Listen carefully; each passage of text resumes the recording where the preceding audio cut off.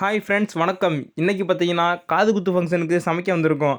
அதுக்கு பார்த்தீங்கன்னா வெங்காயம், பூண்டு எல்லாமே உரிச்சிக்கிட்டு இருக்கோம். அதுக்குள்ளேயும் நம்ம மாஸ்டர் வந்து நம்மளுக்கு ஸ்நாக்ஸ் வாங்கிட்டு வந்து கொடுத்துருக்காங்க. அப்படியே ஸ்நாக்ஸை சாப்பிட்டுட்டு அப்படியே நம்ம வேலையை ஸ்டார்ட் பண்ணியாச்சு. அடுத்து மாஸ்டர் முட்டையை வேக போட்டுக்கிட்டு இருந்தாங்க. சிக்கன்லாம் வந்துருச்சு. சிக்கனை அலசிட்டு தாளிச்சா ஒரு பக்கெட்டு முட்டை வேக்காடு, புளி கரைச்சிறது, இஞ்சி பூண்டு அரைக்கிறது அப்படின்னு பரபரப்பாக வேலை நடந்துக்கிட்டு இருந்துச்சு. காது குத்து ஃபங்க்ஷன்னால் காது குத்துனோன்னே சாப்பாடுன்ட்டாங்க. நம்ம கட்டிங் ஒர்க்லாம் பயங்கரமாக முடிச்சு வச்சுட்டு அடுப்புக்கு வந்தாச்சு. அடுப்புக்கு வந்தோடனே மாஸ்டர் பிரியாணி வட்டா ஏற்றிட்டாங்க.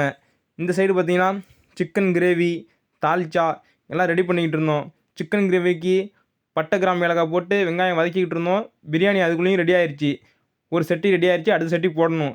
இப்போ பார்த்தீங்கன்னா சிக்கன் கிரேவிக்கு சிக்கனை போட்டு மிக்ஸ் பண்ணிக்கிட்டு இருக்கோம் நல்லா. அடுத்த வட்டாவை மாஸ்டர் ஏற்றிட்டாங்க.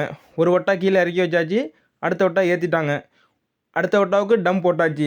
டம் போட்டுட்டு நெய் ஊற்றி தம்மு உடைச்சாச்சு. தம்மு உடைச்சோடனே நல்லா ஜூஸியாக சிக்கன் பிரியாணி வேறு லெவலாக பிரியாணி ரெடி ஆயிடுச்சு. இதை வச்சுட்டு அடுத்த பிரியாணி வட்டாவை அப்படியே வச்சு டம் போட்டாச்சு. அப்படியே ரிங்கு மாதிரி கட்டி விட்டோம். அனல் அப்படியே சுற்றியில் கிடக்கட்டும் அப்படின்னு.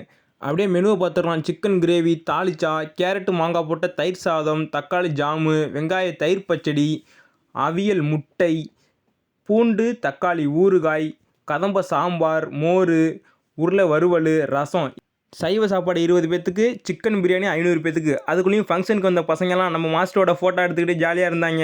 அதுக்குள்ளேயும் சீர் வந்துருச்சு. சீர் வந்தோடனே சீர் எல்லாமே எடுத்து வச்சுட்டு பேசிக்கிட்டு இருந்தாங்க. பேசி முடித்தோடனே நம்மளை பரிமாற சொன்னாங்க. நம்ம வந்து பரிமாற ஆரம்பிச்சிட்டோம். இந்த நிகழ்ச்சி நல்லபடியாக முடிஞ்சிச்சு.